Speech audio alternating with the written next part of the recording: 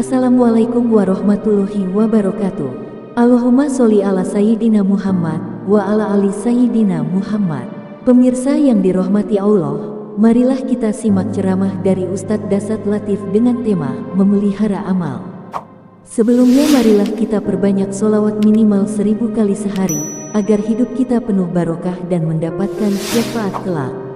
Jangan lupa berikan dukungan kepada channel kami dengan memberikan super thanks seikhlasnya. Marilah kita doakan semoga Ustadz Dasat Latif sekeluarga dan para penonton YouTube ini diberikan kesehatan dan diberikan kebahagiaan dunia dan akhirat. Amin ya robbal alamin. Assalamualaikum warahmatullahi wabarakatuh. Alhamdulillahi rabbil alamin.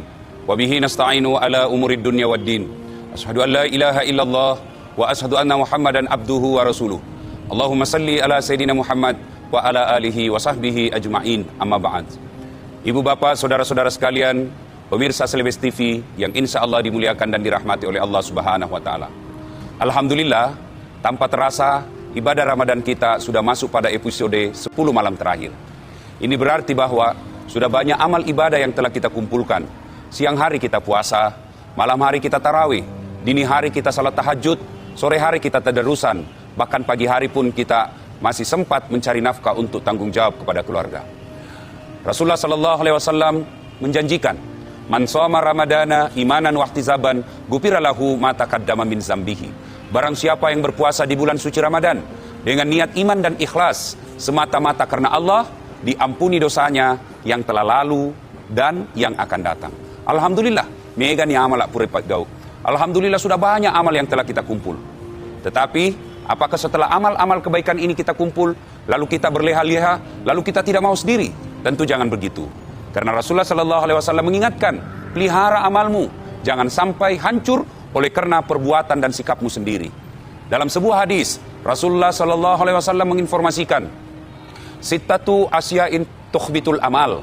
Ada 6 sifat, ada 6 perbuatan yang menghancurkan amal kebaikan kita. Apa gerangan ke-6 itu?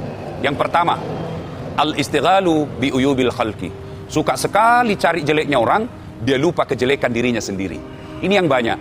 Nabi sallallahu alaihi wasallam pernah menjelaskan kepada sahabat, barang siapa yang berpuasa Ramadan, barang siapa yang menahan lapar dan dahaga di bulan suci Ramadan, tapi tidak mampu menjaga mulutnya dari cerita-cerita tidak manfaat, sesungguhnya dia tidak mendapat apa-apa kecuali lapar dan dahaga. Banyak di antara kita biasa yang beralasan bahwa saya cerita memang benar, tojeng ini yang ku cerita ini memang betul, memang tongi tawa. Justru betulnya lah disebut ghibah. Ketika dia salah namanya fitnah.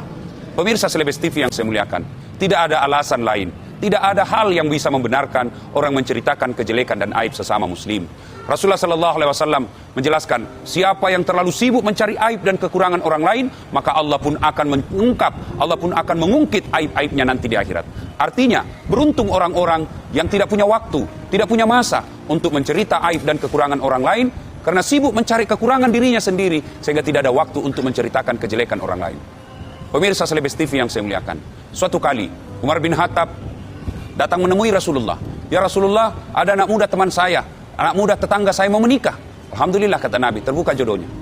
Masalahnya ya Rasul, anak muda ini yang akan dinikahi, wanita yang akan dinikahi ini, wanita yang tidak beres masa lalunya. Kalau bahasa kita sekarang, mantan PSK lah. Tapi ini laki-laki tidak tahu ya Rasul, siapa calon istrinya. Saya kasihan, apakah saya beritahu ini laki-laki siapa calon istrinya? Apakah saya harus beritahukan ini laki-laki siapa calon istrinya? Nabi lalu menjelaskan kepada Umar, Umar, kalau bahasa kita, kenapa Tonseng engkau yang sibuk? Kau tahu tidak kenapa ini wanita tidak terungkap aibnya? Kau tahu siapa yang menyembunyikan aibnya ini wanita? Allah Subhanahu wa Ta'ala. Lalu kenapa engkau yang ingin mengungkapnya? Apa hakmu ya Umar? Umar lalu istighfar dan menyadari kesalahannya ini. Pemirsa Selebes TV yang saya muliakan, inilah hal pertama yang akan menghancurkan amal ibadah Ramadan kita. Al-istighalu bi uyubil khalqi. Suka sekali cari cerita dan kejelekan orang lain, melupakan kejelekan dirinya sendiri. Dalam Al-Quran dijelaskan, ayuhibbu ahadukum, sukakah kamu memakan bangkai sesamamu manusia? Pemirsa Selebes TV yang saya hormati, ini yang pertama. Yang berikutnya, yang akan menghancurkan amal kebaikan kita adalah qaswatul qalbi. Apa itu? Keras hati, tidak mempan nasihat. Maknanya adalah Orang yang tidak mau lagi mendengar kebenaran, dinasehati, didakwai, diceramai, dibacakan ayat suci Al-Quran, diberikan hadis-hadis, dijelaskan asbabun nusul. Apa dia katakan? Kucini tompi na kucini ki. Urusan belakang. Inilah yang disindir oleh Allah dalam Al-Quran.